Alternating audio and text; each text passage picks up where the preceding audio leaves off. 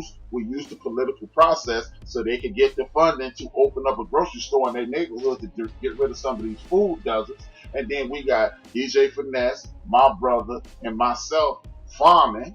And then we got people working in this factory or this manufacturing plant to manufacture products and mass produce. And we got Irene hiring people at her logistics company. We got B Sparrow sending trucks to Irene and sending that food to D-Grade, Big Illinois, DJ Knox at their grocery stores. And now we don't have to ask for jobs because we created jobs.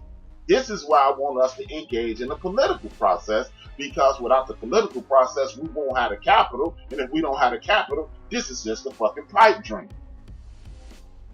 Period. It's a pipe dream now, but it could be a reality. It could be a fucking reality. And we have to start looking at tomorrow. This is a race to get up off our asses, people. I promise you. And we can do it, man. Better than what we're doing. We're way better than what we're doing. And do me a favor, everybody. If you come into the chat room, please hit the like button and the share button. Thank you, B. But we have to engage so we can get people to put this money in our pocket. And when they put this money in our pocket, we deliver on the fucking plan. That's all I'm saying, B. I'm not B. Let me tell you something. I'm 49 years old. I voted in 1988, the first time I could vote. I didn't vote again to Barack Obama. And I voted for him twice. And it ain't had nothing to do with him being black, because I like his wife. His wife's kind of cute. No bullshit, B. That's real talk. That's real smoke, man. And nothing to do with him being black. I thought his wife was cute. She was from Chicago. That's the only reason I voted for Barack Obama. I didn't like Bill Clinton, because I didn't like that shit that come on Arsenio Hall playing the saxophone and motherfuckers talking about he just like a black dude. He wasn't shit like no black dude. I ain't asked him if his great grandfather was a slave. No, but you ain't like a black dude. Was he a prisoner? Your grandfather prisoner of war? Well, no, you ain't just like a black dude. Can you go? Was your grandfather ever denied a water fountain? Oh no, you ain't like a black dude, man. You like a white man. You like a white man. That's what you are. So, but for real, we have to stop putting these plans in.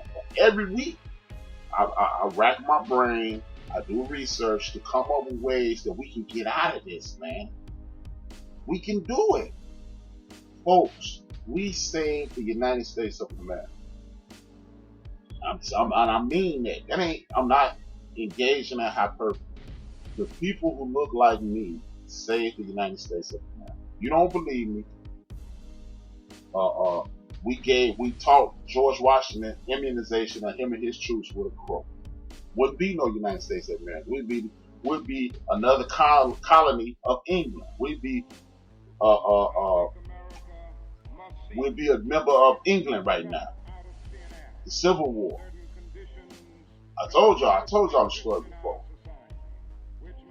1863, they said they incorporated us in the war. This dude signed the Emancipation Imagination of freeing slaves that were not even part of the United States, because he freed the slaves in the South. The people who were slaves, excuse me, I apologize to our ancestors. He freed the people who were prisoners of the war in the South. That's what he did. He freed people who were prisoners of war in the South. How can you do that? You're at war with them. You cannot free those prisoners. He didn't get those prisoners weapons until 5 months. He was getting his ass kicked. 5 months later, he gave the brothers, our ancestors, our great-grandfathers, our great-grandmothers weapons. 6 months later, the war was over and we had won. We saved this country.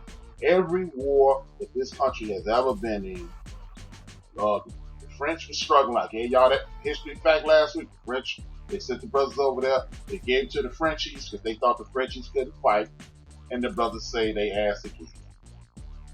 They got books. They got all this stuff about it. So, we keep saving their ass. It's time for us to save us. It's time for us to save us. If we don't work on saving us, we are unofficially crazy as Richard Spade. Now, with that being said, we have to do what we have to do. And we got to start living around each other too again, I believe. Because that's the way you get the collective to work in one motion. If you can clear out your neighborhood and make sure it works, get the nefarious people out of your neighborhood. And some of us got nefarious people in our family. Tell little Nuck, hey man, you making this money selling this poison. I gotta wait for you to get out of this. I was listening to my man HRap. HRap said we can buy land and learn how to be farmers, and he told me this dude who's out here helping people become farmers. It's not too look. There's so many grants and things that are afforded to people that look like me and you that we don't know about it because we looking at farming as some slave work, but it's not slave work. It's living work. It's the way you live. Because if you can't, it's a poor dog that can't feed his damn self. You's a poor ass. If you can't feed yourself, you fucked up in the game. And we not feeding ourselves. It's not because we don't know how. It's because we've bought it. I keep saying this every week. We keep buying into the American dream that we have to go get a job. But it's a reason that nobody in this country talks about 1930 to 1959. And the reason is that's when we were sustaining ourselves. We were shopping at our clothing stores. We were shopping at our restaurants. We were going to our party places. We were engaging with each other. That's why you hear about this. You ever notice that? It goes from 1863 slavery to Dr. King. Wait a minute. What happened in between 1865 and 1959? You never hear about it. You ever wonder why? Because we were sustaining our own futures. And then Brother King, the great Dr. Martin Luther King Jr., and he corrected it before he died. Like, hey, let's work with him, man. We gonna fuck with him. And Brother Malcolm, the great Malcolm X, is like, no. Call a cab to come get you, because I'm too damn fly to be seen with you. And everybody got mad, and we got the shaft. And when Brother King said, nah, this might not be the move, bow, they killed his ass. And that's why we can't have no more leaders. We're going to be individual leaders, and we're going to group up, and we're going to move in one direction. That way, if you're a Jehovah's Witness, if you're a Muslim, if you're a Christian, if you're a Catholic, if you're a Baptist, whatever the hell you are, I can work with you because I'm trying to make sure these Sparrow grandkids, my grandkids, DJ Finesse grandkids, Big Illinois grandkids. Big Illinois got 2 grandkids. That means my brother got 2 grandkids, and Lou, who I know listen, he got a grandchild. We got 3 people to look after right now. My crew got 3 people to look after, if nothing else. We got to do this for them. It's over with for us. We just kicking it now. We got to work our ass off because y'all know I said this time and time again. We done bust our ass on the kicking it side too hard, and we lost our focus. We did. I mean, you know what? Shout out to AT&T, man. My cable been fucking up all week. I thought I didn't know. My girl B Sparrow got 1. So that's 4 people we doing this for. And just name your nieces. I got countless nieces, nephews, little cousins. We got to do it for them. But yeah, shout out to AT&T, man. I couldn't even watch TV before the show. I thought this was gonna cut off, y'all. I thought this show was gonna cut off, but it's working. So me shut up while I fuck that up. But yeah, man, we gotta do this, man. And every week, y'all, HRap gonna have some for us. The last thing I'm gonna talk about, man, is this. Our sister, Erykah Badu. Our sister Erykah Badu is doing concerts now. Now, shout out to Teddy Riley. Shout out to, I almost called it Brother Keith. I'm sorry, Babyface.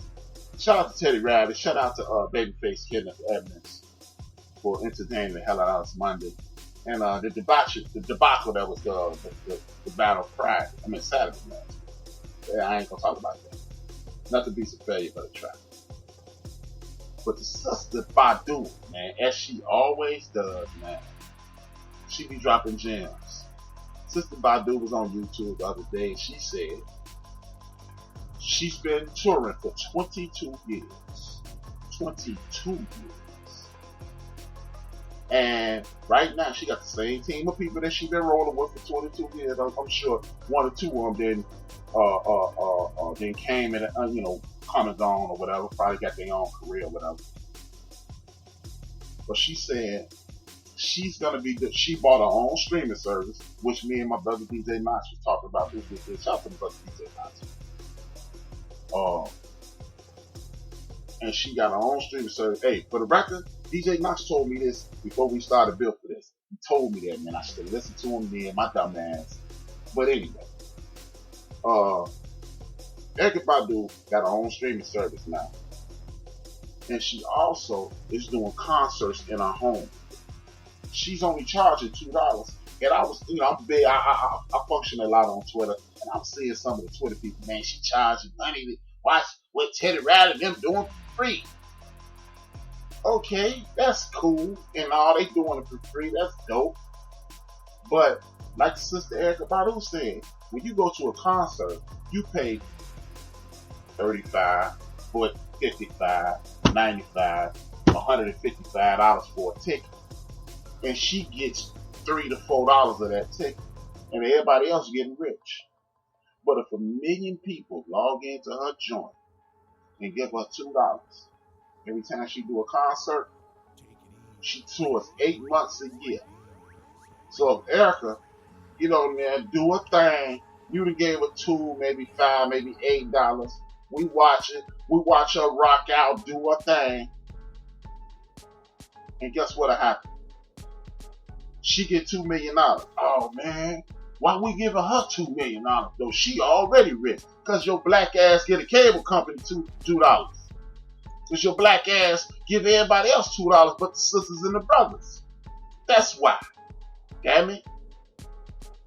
We get Erykah that money, her team still together, everybody still getting paid, and we can cut the man out.